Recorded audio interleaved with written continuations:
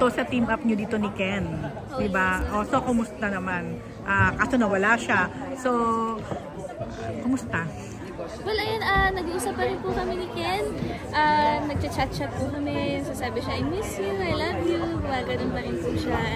And, ayun nga, syempre sobrang grateful po ako na, first of all, nakatrabaho ko po siya na galing na artista. At higit sa lahat, naging parte po siya ng buhay ko, personal na buhay ko.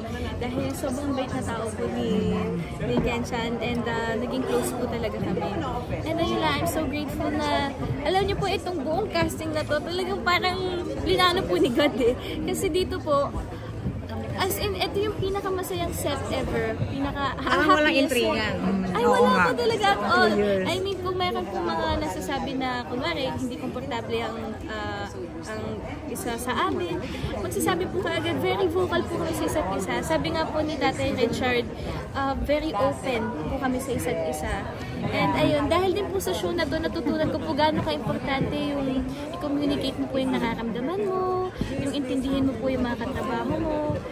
So ayun po, dahil sa show na to, mas naging compassionate po akong klaseng tao. Oh, dahil nga mas nintindi mo and everything,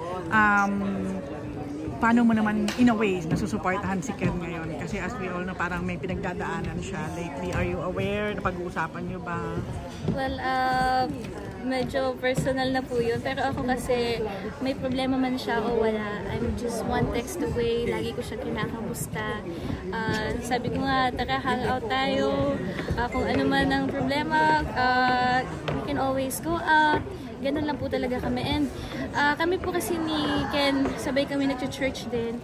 So ayun, I think ang biggest, ang pwede kong gawing support talaga sa kanya ngayon is ipag-pray ko siya. Kung may problema man siya o wala, sa lahat po ng mga mahal ko sa buhay, pinagdadasal. Okay.